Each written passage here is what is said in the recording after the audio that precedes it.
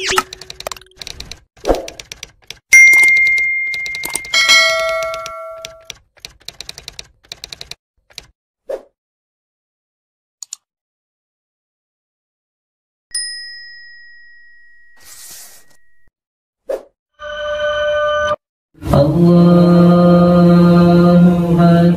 salli wa sallim wa barik ala sayyidina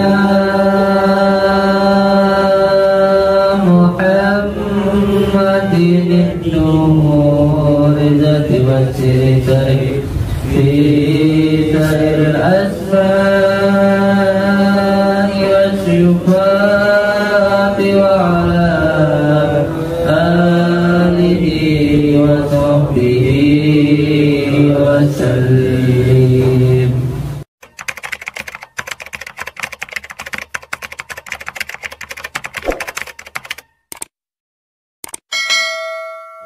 Assalamualaikum warahmatullahi wabarakatuh.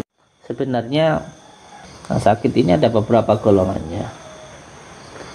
Ada beberapa golongan di dalam sakit ini. Ada yang murni sakit, yaitu medis, ada juga yang karena non medis. Nah, untuk membedakan mana penyakit medis, mana penyakit yang ada non medisnya, itu ada beberapa tanda-tandanya. Tanda-tanda penyakit yang diderita itu ada non medisnya, itu bisa dirasakan. Yaitu tandanya itu yang pertama suka marah atau pemarah. Terus yang kedua, tanda-tandanya itu sering lupa sholat di dalam waktu melakukan sholat, atau bagi yang non muslim sering lupa. Dan yang ketiga itu muncul was-was, perasaan itu ada was-wasnya begitu. Nah, kalau ini tanda-tanda ini dialami oleh orang yang sakit, itu bisa menjadi tanda-tanda bahwa penyakit yang dideritanya ini ada non medisnya. Di dalam kajian-kajian ilmu hikmah, dan di situ juga di dalam kitab-kitab yang diajarkan itu banyak sekali cara-caranya untuk menghilangkan penyakit-penyakit non medis ini. Sebagai contoh, penyakit non medis itu ada 3. Ada yang disebabkan karena ain, ada yang disebabkan oleh ketempelan, dan ada yang disebabkan oleh sihir. Kalau ain itu biasanya yang dirasakan di bagian kepala depan, di tengah-tengah alis ini terasa berat, terus ada panas di bagian depan, terus ada benjolan, itu karena ain. Karena yang dilihat itu bagian depan. Ain itu pandangan, ketika seorang dipandang cantik, dipandang tampan, dipuji dengan tidak menyatakan asma Allah, nah itu yang menyebabkan penyakit ain. Yang kedua itu karena ketempelan. Ketempelan itu biasanya dirasakan di bagian dada, sering sesak, terus berat, berdebar-debar, terus lambung sering sakit, di ulu hati, itu karena ketempelan biasanya. Dan yang ketiga itu karena sihir. Kalau sihir itu biasanya dirasakan di bagian tulang belakang, panas, pusing di bagian belakang, itu karena sihir. Biasanya seperti itu. Nah, untuk pengobatannya ada cara-cara sendiri-sendiri, karena tergantung dari mana penyakitnya itu muncul, kan begitu. Nah, ini supaya kita itu bisa mengetahui apakah penyakit kita itu medis atau non medis. Setelah tadi dirasakan ada was-wasnya, ada suka marahnya, ada gelisahnya, dan ada pelupanya, maka untuk mengetahui apakah diri kita itu letak penyakitnya di mana, itu sudah diajarkan tata caranya, itu sudah dilakukan beberapa caranya. Maka yang penting nanti dilakukan dengan sebenar-benarnya. Kita mau nggih. Sekarang kita lakukan metode atau tata cara seperti yang diajarkan di kitab Al-Azkar An-Nawawiyah, ciptaan Imam Nawawi. Itu diajarkan cara paling mudah dan insya Allah sangat-sangat mustajab untuk mengetahui penyakit dan cara pengobatannya gitu. Jadi caranya yang pertama itu dengan cara membaca bismillah, setelah itu membaca syahadat, membaca hamdalah al-fatihah itu, terus setelah itu membaca sholawat nabi. Sholawatnya yang paling bagus sholawat Ibrahim atau sholat apapun yang kita sukai, boleh Fatih, boleh Nurijat, boleh sholawat Jibril. Setelah itu doa kita apa?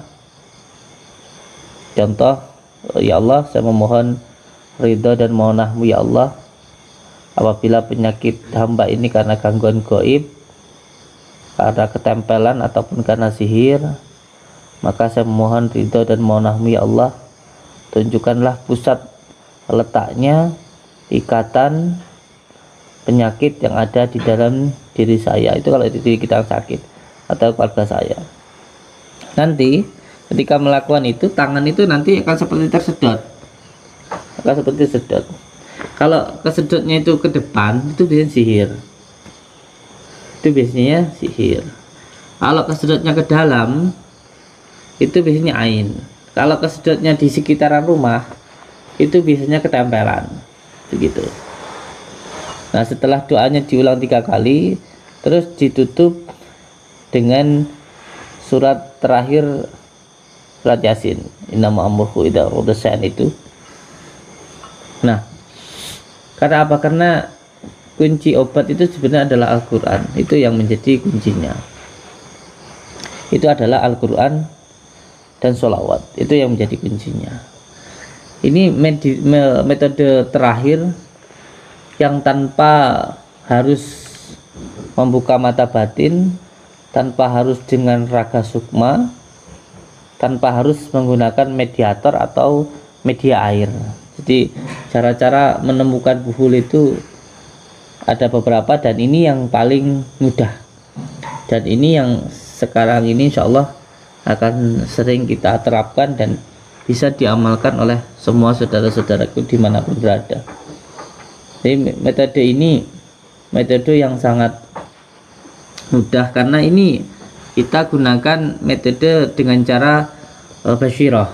Jadi ada dengan cara basyirah, ada dengan cara fadilah, ada yang dengan cara menggunakan maunah, dan yang keempat dengan menggunakan karomah, begitu. Dan ini yang paling mudah dengan cara menggunakan basyirah ini, isyarah ini, insyaallah yang paling mudah, karena ini dengan menggunakan rasa, begitu. Kalau orang Jawa itu di dalam mendalami ilmu kebatinan itu ada rasa, karsa, cipta, hening, dan jumeneng. Jadi kalau walaupun belum bisa melihat, sudah bisa merasakan, gitu. Jadi basyirahnya insya Allah sudah bisa untuk dibukakan atau dibuka sendiri. Nah, untuk menguatkan basyirah ini nanti yang perlu untuk dilakukan, yang pertama, dia tidak boleh melawan dari batinnya. Jadi setiap melakukan sesuatu dilakukan dengan antara pikiran dan hati harus menyatu, antara hati dan pikirannya menyatu, gitu. Jadi tidak boleh melawan batin, begitu. Atau asyofa, berusaha untuk menjernihkan hati, begitu, termasuk dari prasangka, dendam, marah, benci, dan lain sebagainya. Intinya menekan nafsu lawamah, supiyah, amarah di dalam diri kita. Itu yang pertama. Yang kedua, menyambungkan sanad keilmuannya dengan guru-gurunya, atau menjaga adab terhadap guru-guru. Itu yang kedua. Dan yang ketiga, sholat malam itu tidak boleh ditinggalkan walaupun mendekati subuh, paling tidak 1 rakaat atau 2 rakaat itu setiap malam harus melaksanakan sholat malam.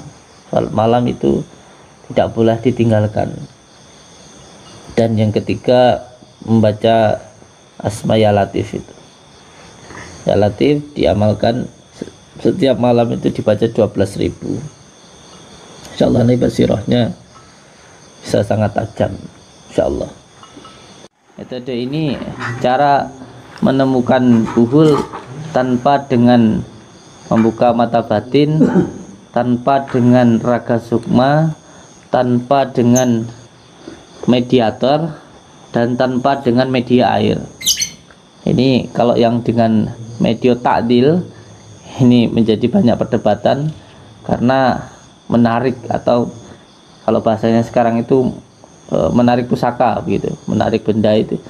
Ini menjadi banyak perdebatan, apalagi kalau ditransfer ke media seperti ke bambu, ke media-media yang lain, atau dengan mediator pun juga banyak menjadi perdebatan karena terkadang mediator itu sendiri ada hal jin-jin yang lain yang masuk, apalagi yang belum terbuka mata batinnya.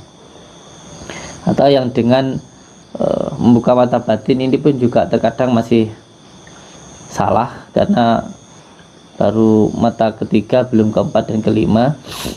Atau yang raga sukma pun juga begitu. Metode ini sangat mudah sekali karena kita hanya butuh memasukkan kesadaran zahiriyah ke dalam kesadaran batiniyah. Jadi yang penting pasrah, ya, yang penting pasrah dan tidak difikirkan, tidak terlalu banyak berpikir, di pasrah. Orang itu kalau coba jenengan diam begitu ya, kita diam itu, terus kita pasrah, nanti ada pergerakan di situ, pergerakan, akan ada pergerakan. Nah, ketika pasrahnya ini nanti jenengan harus benar-benar pasrah. Oke, untuk itu jenengan masukkan kesadaran zahiriyah ke dalam kesadaran batiniyah secara kafah, tidak usah terlalu difikirkan, cukup dipasrahkan. Metode ini bisa dilakukan oleh semua saudara-saudaraku di manapun berada. Yang penting jangan berpikir. Ini kalau sama berpikir malah tidak jadi. Kayak ini ya mau bergerak kita ada yang ini beneran apa enggak, itu malah tidak jadi nanti. Sama kalau orang berzikir, orang mau tidur, itu kalau dipikirkan malah tidak bisa tidur. Ya, kalau manusia mau tidur mikir kapan dang turu malah tidak tidur, harus di los nih, santai tenang begitu, karena nggak boleh terbawa hawa nafsu begitu, harus benar-benar rileks. Kuncinya pasrah, rileks saja gitu. Ini nggak paham nggih? Insyaallah. Semoga semua saudara-saudaraku selalu dalam lindungan Allah, mendapatkan rezeki yang berkah, barokah, berlimpah, bisa untuk pergi ke Mekah, ke Madinah, sisanya bisa buat beli sawah dan menjadi keluarga yang sakinah, mawadah, warahmah. Wabillahi taufiq wal hidayah. Assalamualaikum warahmatullahi wabarakatuh.